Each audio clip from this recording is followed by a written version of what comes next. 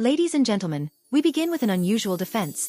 Apparently this SIM card didn't just break, it suffered a full-scale nuclear explosion.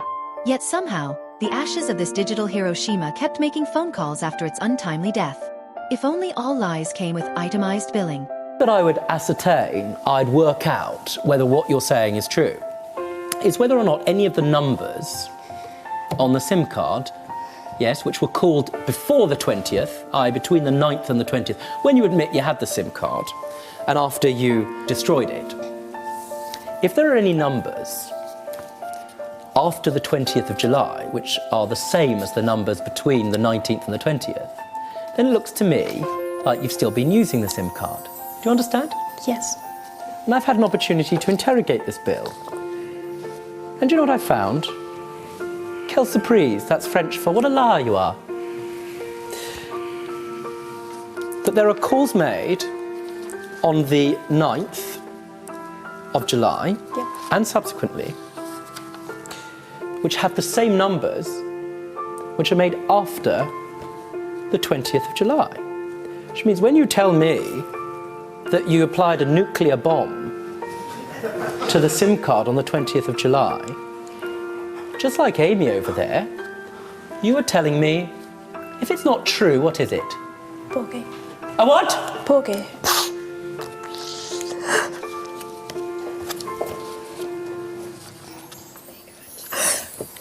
Mum, why are you crying? Mum? I can't believe someone has done this to me. I've worked hard for the money I get. It has caused me and my family so much stress you wouldn't believe. I believe you. You see, that's what happens when they come to my court. That's what happens to liars. You still gambling, Tina? No.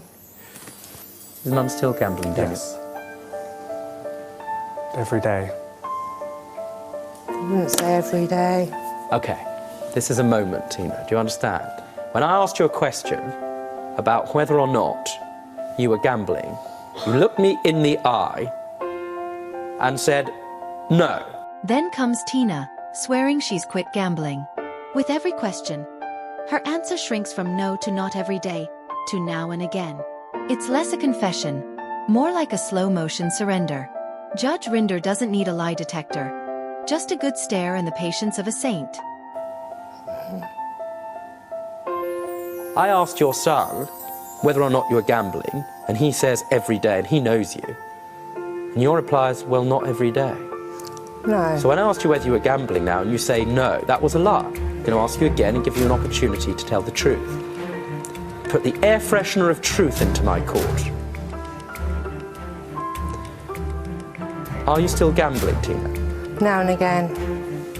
Thank you, Tina. During the course of your preparation before coming to court, I think you've done a company search, haven't you, on TSD Motors? Andrew did.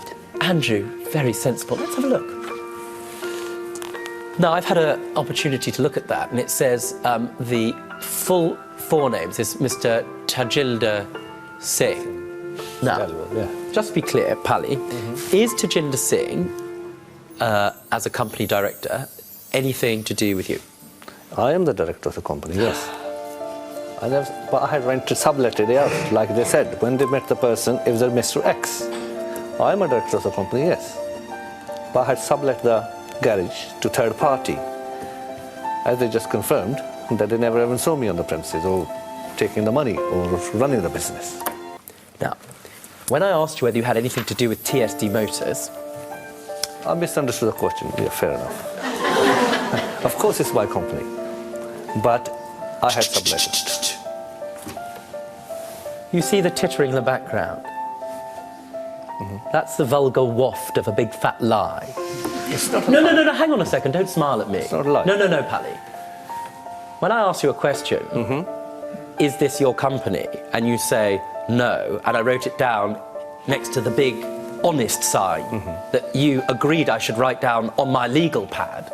And then when I ask you a question, and I ask you a question as to whether or not you have anything to do with this company, and you say, no, and then when I say, confronted by a piece of paper that's been provided by these litigants, you say, oh, I misunderstood the question. Why do you say you don't owe the money for the furniture that you entered into an agreement with your neighbour for? I don't know if I don't owe the money. I don't think I owe that much money. Help me with why. Well, I got told, I didn't see it myself, I got told that she was advertising them on Facebook for a hell of a lot cheaper than what she actually charged me for them. Who told you that? Don't tell me a name. Next up, our very own mystery mogul. 1 minute, he insists he has nothing to do with TST Motors. The next minute, surprise. It's his company after all. That's not a misunderstanding. That's the courtroom version of finding someone else's name on your Netflix account. How are you connected to this person? A close friend. Now, Lynn, let's say I've got a certain opinion on the value of these two-seater sofas. Okay. And let's assume, for argument's sake, that I can smell a bad deal. Do you understand? Okay. Were these sofas advertised for less Yes. than £800? They were. How much were they advertised for? £200. At the time, there was a vague discussion about money. Did you ever mention the figure? In her case, because of In respect of these pictures only? Yes, in respect of these pictures, because of her look, I said between 800 and 1,500. Do you accept that? Yes, that was what we Agreed. discussed. So why haven't you paid to, let's say, take the lower figure? Why haven't you paid to the £800? Usually we say this so that the models would come. And when we take the photo... Excuse me, what? Let's just pause. Let me just try and understand what you're saying. In other words, I need a moment.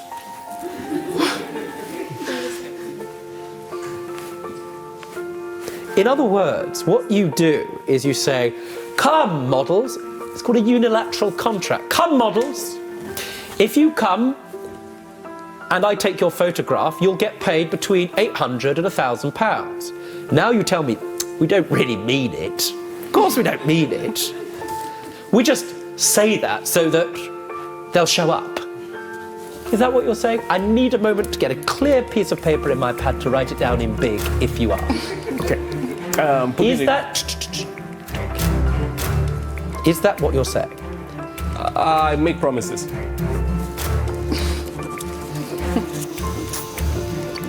Danny. Yes. We're back. Through the adjournment, I was going to telephone your parents, especially your mum, who you informed me had put £1,500 into a trust fund in favour of your daughter. And what's more, you say anything, I want to admit to something. Ooh. Before you admit to anything, just want to make sure that I'm in my fair and listening pose. I admit, I told a lie. Shh. I lied about the ISA, but I had a good reason. I wanted to prove that I could be a good father and that I was willing to do anything for her. Yes, I admit it was a lie. You stood there. Ah, romance. Nothing says, I love you. Quite like borrowing £1,500 and calling it a gift. Until Facebook tells a different story. When confronted with his own message, written in his own words, our defendant tries the boldest strategy yet, total amnesia. Shakespeare once wrote, "The truth will out." Clearly, he never met this man. And you told me that you had made independent provision for your daughter. And you lied again, correct? Yes. You've admitted lies. Think of it as being liberating. Start telling the truth. Steph, does that surprise you? No, it doesn't. He's a liar. Compulsive liar. Well, he admits that himself now. How did the relationship end, Leanne? Why did it end? I cheated on her. Is that right? Twice. And how did you discover that, Lisa? The first time Leanne finished things, she actually told me that she had cheated on me. Shortly after that, she got hold of me, apologising, saying that she was sorry and that she would understand it if I didn't want to go back with her and that. I said, well, look, fair enough, you've admitted it. I'll give you another chance. I didn't realise she had cheated on me the second time that she finished things, however. Was that with somebody, one person, was it with one person you knew? I got told by a friend of Leanne's that she had been bragging about having a threesome.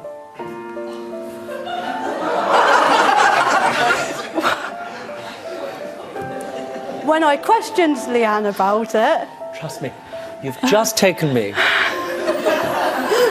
into a little cul-de-sac where even my imagination needs a moment to recover.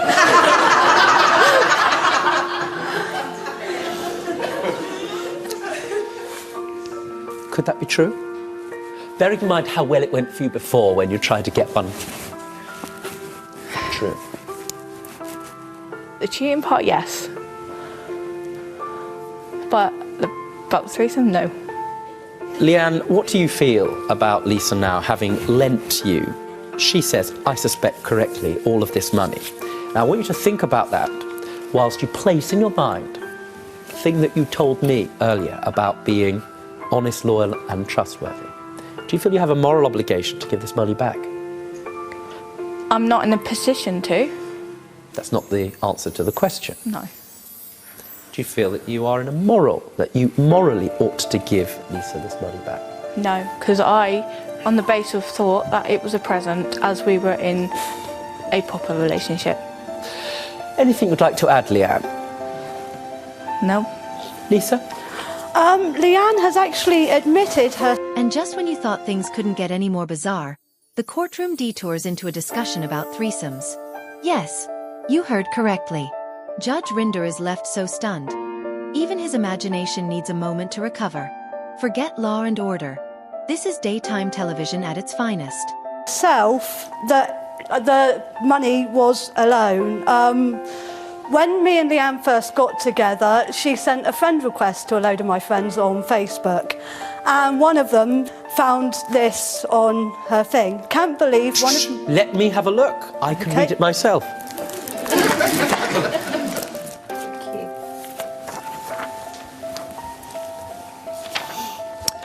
This is a message on Facebook. Thank you for providing me with it. Just for the avoidance of doubt, this is the first time I've seen this evidence. Can't believe one of my exes wants to take me on to Judge Rinder's court over some money she lent me when we was together. What I don't get is why she's asking for it now when we split up over a year ago. That's very interesting evidence, Lisa. Very interesting evidence. Would you like to look at it?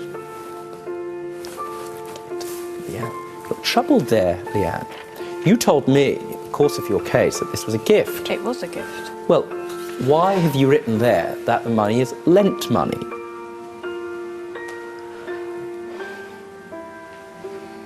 Want to phone a friend? No. What's the plain meaning of the word lent? If I lend you something, why would I write that? I don't know. Well, have a think. I didn't know I was actually talking to someone that Lisa knew. That's your answer, is it?